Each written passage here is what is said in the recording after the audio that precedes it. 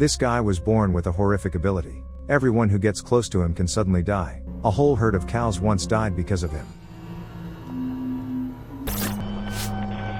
It's a typical day at the Furlong household. Suddenly, Kathy goes into labor. She calls for her husband Philip, who works in a field near the house, and he rushes to help. She falls on the grass, and the flowers begin to wilt. Philip takes his wife to the hospital. The Furlong family has always been highly unusual. As a child, Philip's father, Charles Furlong, saw his parents having sex. Since then, every time he thought about having sex, he was blind for 37 minutes. This made his first wedding night very difficult. Philip also had the unusual ability that when he was frightened, all the electrical appliances around him would stop working. That's what turned off the electricity in the car that day, which made it impossible for the man to take his wife to the hospital. And Kathy had to give birth right there in the car. She died in childbirth. This is how Joseph Furlong was born.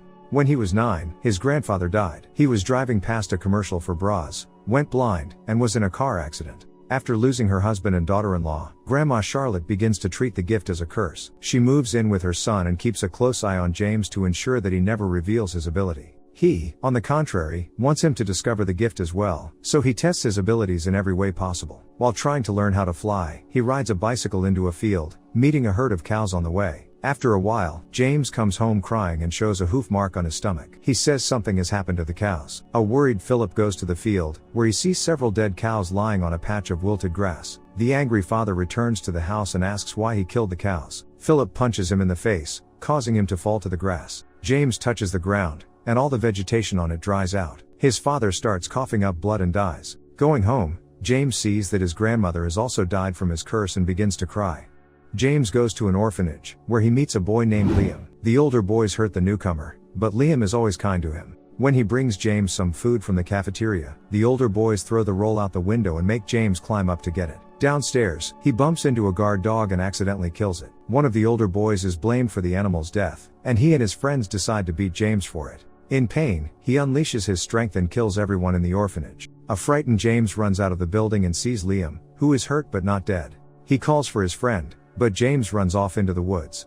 10 years pass. A girl named May wakes up after surgery to remove a cancerous tumor from her colon. After overhearing her mother's conversation with the doctor, she discovers that the disease has not been defeated, and she has a couple of months to live. Shattered by this news, May leaves the hospital. At a nearby cemetery, she meets Liam, suffering from lung disease after encountering James' curse. She tells her friend that she is about to die and goes into the woods. All generations of her family have had cancer, so she considers it a family curse. Wandering through the woods, May stumbles upon an area where nothing grows, and animal skeletons lie on the ground. In the middle of the scorched earth stands the forester's house. It begins to rain, and she asks the house's occupant to let her in. There dwells James, who has decided to live as a hermit because of his curse. Because of his loneliness, he has become a bit feral, so he feels embarrassed at the sight of May. Despite this, he allows her to stay the night. In the morning, James feeds her a soup made with forest animals, and she lets him listen to a Walkman. After looking around his place and being surprised that nothing grows here, May goes for a swim in the river. While May swims, he brings her a towel. She tells him about her tumor. James asks if it is terrible, and she replies that it is awful for someone who wants to live. They lie silently, side by side, on the grass for a while.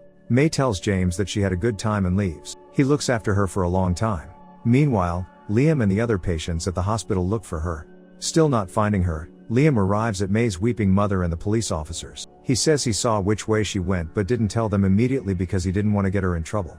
When James arrives home, he discovers that May has left her Walkman at his place. He wants it back. Hoping she hasn't gone far yet, he runs through the woods shouting her name, and May hears it. James stumbles and falls into a ravine. The pain of the fall causes the curse to take effect, turning the ground around him into a scorched wasteland. May finds him and helps him up. A search expedition goes into the woods. Her mother is going crazy with grief, for she believes her daughter has gone into the woods and killed herself there. May goes along, supporting James. Hearing her mother's screams, the couple hides. He asks May why she didn't go to her mother, but she says she can't leave him alone in that state. James says it would have been better that way. Upon arriving at the house, May washes his head wound. James informs her that she should not stay here and should have left long ago. She replies that he went after her himself. He tells her that the people around him are in danger because of the curse, and he has no power to stop it. According to him, the curse is only passed down through the male line. May brings tears to her eyes. James tells how he got lost in the woods after running away from the orphanage. The starving boy ate poisonous berries, which made him sick, and James fainted. A woodsman found him and brought him to the same house where he now lives. Knowing that he might die, No matter how much he asked the man to leave, the forester stayed anyway. When James wakes up, he finds the dead forester in a pile of leaves outside the house. May says she is not afraid of his curse. She knows she will die because she's sick, so James' powers don't scare her. May embraces him. Night falls. She says she will have to return soon, and James asks her to stay. They spend the night in each other's arms. When he wakes up, he sees that May is gone. But he also notices green plants sprouting, and live birds appear on the scorched ground around the forester's cabin. This sight shocks James, but he sees police officers approaching the house. A chase ensues, but he manages to outrun his pursuers. Back at the house, he realizes he has to be with May, so he goes on a hike. More and more green plants sprout around, and James breaks off a branch from the tree with a bud that is about to blossom.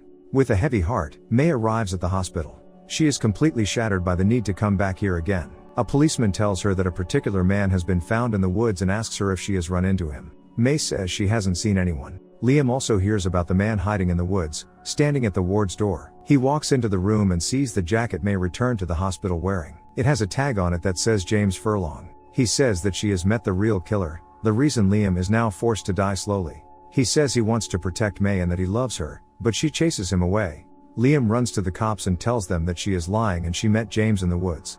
According to him, he is an actual demon and a brutal killer, so they have to find him. The police officers tell them that she has been found, which means the case is closed, but Liam gets increasingly heated. The doctor gives him a sedative shot. At night, when May is already asleep, the doctor goes to talk to her mother. He is shocked by her latest tests, for her condition has clearly improved over the past 2 days. Her mother is happy to hear the good news. James sneaks into the hospital. He accidentally enters the room where Liam is lying, notices, and tries to follow him. The blind boy, whom James asks for help finding May, tells him that she is lying 2 floors up. Liam arms himself with scissors, but as he tries to get up, he falls and faints.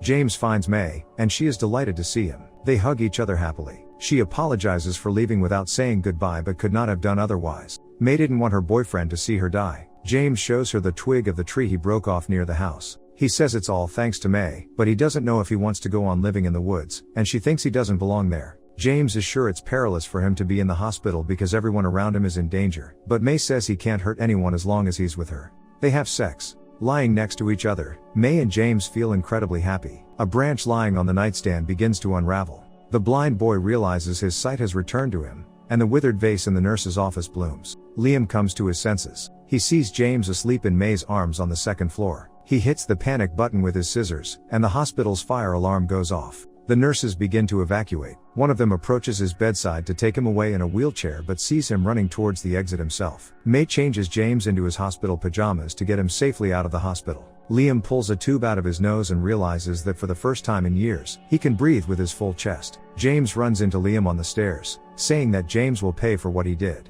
He starts to run away, and May tries to track him down in the crowd.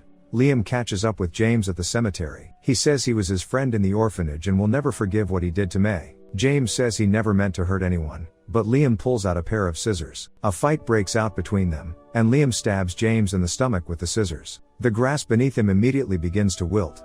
Realizing what is about to happen, Liam runs into the woods. The sky gets cloudy. The wind picks up, and leaves begin to fall from the trees. Bleeding, James tries to reach the woods. May catches up with him, but he asks her not to come any closer. Despite this, she runs after him. James reaches the lake and jumps into it to drown himself. May rushes after him. Underwater, she kisses him and confesses her love. James goes to the bottom. The extinct vegetation turns green again. May gives birth to a daughter. When she grows up and hears her father James' story, she asks if the plants will die because of her. May replies that she has inherited only good things, and that is how the curse of the Furlong family ended. May says that even though James thought his ability was a curse, love could bring out the best in him. She believes that James gave her a future. That's all for now. Thank you all for watching. Which movie would you like to see next? Let me know in the comments. See you all next time.